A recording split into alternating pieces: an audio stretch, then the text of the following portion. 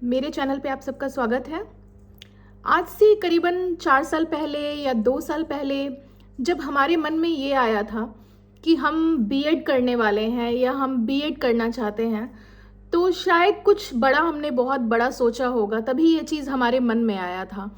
और हमने अपने अपने जो पेरेंट्स हैं उनके आगे ये बात रखी कि हमें बीएड करना है, जो बहुत बड़ी चीज़ हमारे मन में आई। और हमने अपने माता पिता से या जब हमने अपनी ये बात रखी कि हम बीएड करना चाहते हैं, और बहुत से घरों में ये रिस्पॉन्स आया कि हम कहाँ से करा सकते हैं, हमारे पास तो इतने पैसे भी नहीं हैं। तकरीबन 2 लाख, 2.5 लाख, 4 लाख, इतने पैसे कहाँ से लाएंगे हम बीएड कराने को, कहाँ से लाएंगे। तो हम सब बच्चों ने इस चीज़ के लिए कहा कि मैं विश्वास दिलाती हूँ मम्मी, या मैं विश्वास दिलाता हूँ पापा कि बीएड अगर मैं कर लूँगा या कर लूँगी तो एक सरकारी नौकरी जो हम सब शिक्षकों का सपना है, जो हम टीचर्स का सपना है, वो ज़रूर हम लोग जो है करके देंगे आपको, वो हम ज़रूर पूरा करेंगे। ठीक है। तो पिताजी ने बोला ठीक है बेटा, हमारी कुछ ज़मीन है, वो हम बेच देते हैं, लेकिन आप अपनी पढ़ाई पूरा कर लो। ठीक है। और ना जाने कितनी ज़मीन बिकी, ना जाने कितनों का बहुत सारा सपना अधूरा रह गया, कितने घरों में ना जाने जिनकी बहन थी, उनकी शादी होने वाली थी, वो भी रुक गई कि पहले कोई नौकरी में आ जाए इस घर में तो शायद सबका भला होगा।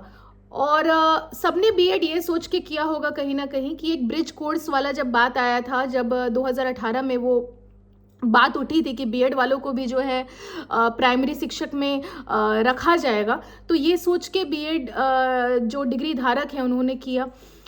और ये भी सोच के प्राइमरी में वो उनको भर्ती मिलेगा, ये सोच के भी वो खुश थे कि जो सब्जेक्ट कॉम्बिनेशन बहुत का 6 to 8 में नहीं बैठता है, ये सोच के भी उनके अंदर खुशी थी कि चलो कहीं ना कहीं तो हमें अपॉर्चुनिटी मिलेगी। और एक एक मेरे मन में एक सोच ये आती है कभी कभी कि जैसे कि आप किसी को एक उम्मीद दे दो, ठीक है, कि आपका तो भला हम करेंगे, ठीक है, और उसके बाद क्या होता है ना कि वो जो उम्मीद आपने दी है ना, वो उम्मीद दे दो, 3-4 साल उस उम्मीद पे बच्चों को रखो, और फिर उसके बाद आप एकाएक से उस उम्मीद को ही छीन लो वापस।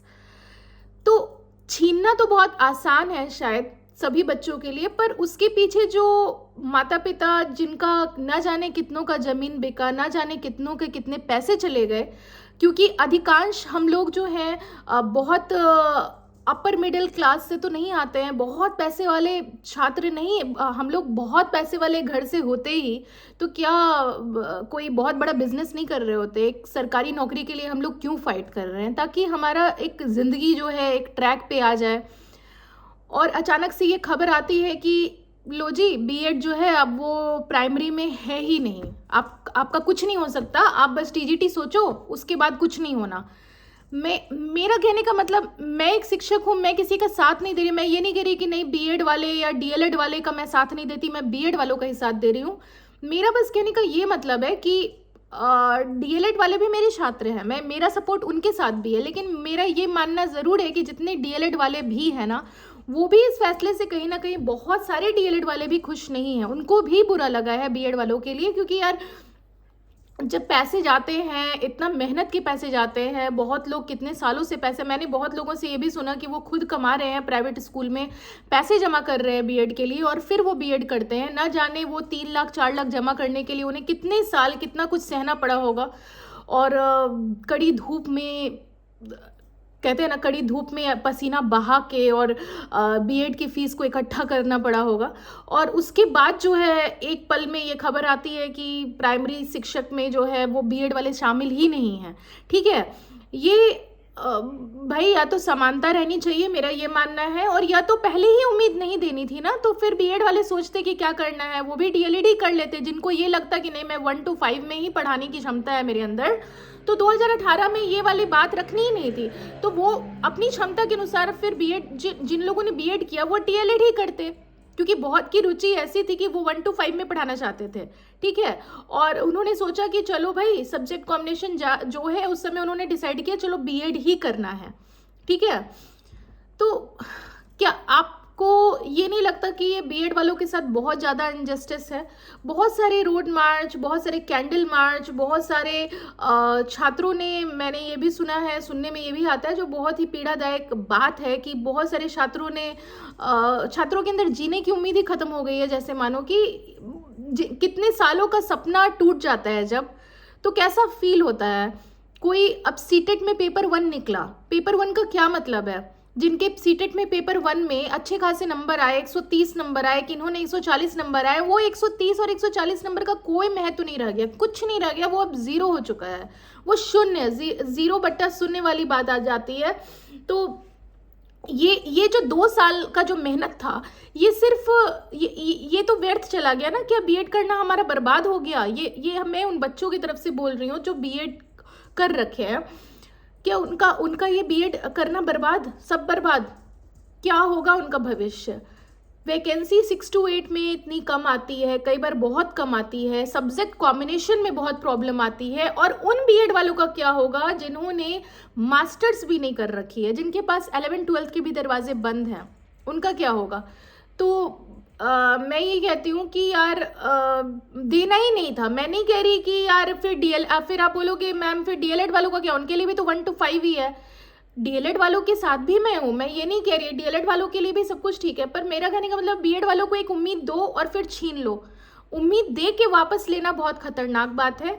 आपको एक उम्मीद दे दिया जाए कि आपको शायद भगवान से मुलाकात होगी, ठीक है, वो आपको दर्शन देंगे, और आपको कोई 1-2 साल बाद आके बोल दे कि ऐसा कुछ एग्जिस्ट ही नहीं करता, भगवान होते ही नहीं है, कुछ होता ही नहीं है ऐसा, तो आपको कैसा लगेगा? अभी हाल में बिहार में बीपीएससी हो रही है, सुनने में एक गुड न्यूज़ तो आ रहा है कि बीएड के लिए बिहार सरकार ने कदम उठाई है और वो सुप्रीम कोर्ट को ये डिमांड कर रही है कि बीएड वालों को शामिल किया जाए। पर ये कब तक चलेगा? ये मेंटल टॉर्चर शिक्षक, हमारे जो शिक्षक अभ्यर्थी है कब तक बर्दाश्त करेंगे? उनका भी तो एक सीमा है ना। ये बीएड डीएलएड बाकी एग्जामों में तो ऐसा नहीं होता, बाकी जगह तो आप ग्रेजुएशन मांगते हो, लो जी हो गया, ठीक है, मानते हैं कि आप टीचिंग प्रोसेस को इतना फिल्टर्ड रखे हो, इतना अच्छी बात है, ये तो गर्व की बात है कि हमारा जब शिक्षा जो हमारा कहते हैं ना, हमारा रूट्स देश का हमारा शिक्षा है, शिक्षा में जितना शिक्षा अच्छी क्वालिटी का होगा उतना अच्छा हमारे देश का भविष्य होगा। पर इसका मतलब ये भी नहीं है कि झट से एक नोटिफिकेशन आता है कि बीएड वाले एलिजिबल हो गए और झट से 3 साल बाद जब हम लोग बीएड कर लेते हैं, सब कुछ हो जाता है, डिग्री मिल जाती है, सपने संजो लेते हैं, और उसके बाद एक नोटिफिकेशन झट से आ जाती है कि बीएड वाले लो जी एलिजिबल अब नहीं है, अब कुछ नहीं हो सकता भाई, बोरिया बिस्तर बांधो और निकलो यहाँ से। तो ये कहाँ से एक इंसाफ? तो मुझे नहीं लगता है ये सही है। अगर आप डीएलएड वाले भी हो तो आप भी अपनी राय रख सकते हो कि मैं ये नहीं कहती कि बीएड वालों को रखो ही मत, मतलब 1 to 5 के लिए बीएड वाले बने ही नहीं थे। अच्छा ठीक है, नहीं बने थे ना, तो फिर बीच में क्यों उम्मीद दे दी? बीच में उम्मीद देने का कोई मतलब नहीं था ना, बीच में जो आपने उम्मीद दे दी इसका कोई मतलब नहीं था। और अगर ये था तो बीएड वाले ने सीटेट पेपर 1 के लिए क्यों मेहनत की? सीटेट पेपर 2 के लिए मेहनत किया होता। लाखों कैंडिडेट्स ने सीटेट पेपर 1 निकाल लिया, क्वालिफाई कर लिया और गर्व से बोला घर में जाके कि सीटेट दोनों पेपर हमारा क्लियर है, पेपर 1 भी क्लियर है, पेपर 2 भी क्लियर है। घर वाले इतने खुश कि पूछो मत। और अभी जो है सीटेट पेपर 1 इनवैलिड हो गया, क्यों? ऐसा हमारे साथ ही क्यों होता है? अपनी राय ज़रूर लिखिएगा। और किस परिस्थिति में हम सब ने बीएड किया, जो भी बीएड अभ्यर्थी हैं, किस परिस्थिति में आप सब ने बीएड किया, ये तो भाई आप ही लोग का आत्मा जानता होगा, आप ही लोग के अंदर के जज्बात जानते होंगे, कितने खून कितने पसीने बहे हैं इस बीएड की डिग्री को लेने के लिए, वो तो हर एक सदस्य जानता होगा। और सब ने क्यों किया? एक सरकारी नौकरी के उम्मीद में, ठीक है। और जब वही उम्मीद छिन जाए तो फिर बीएड करने का कोई मतलब ही नहीं था ना, क्यों किया फिर? तो मेरा मानना है कि जो बीपीएससी में बीएड के कैंडिडेट्स हैं उनको इंसाफ मिलना चाहिए।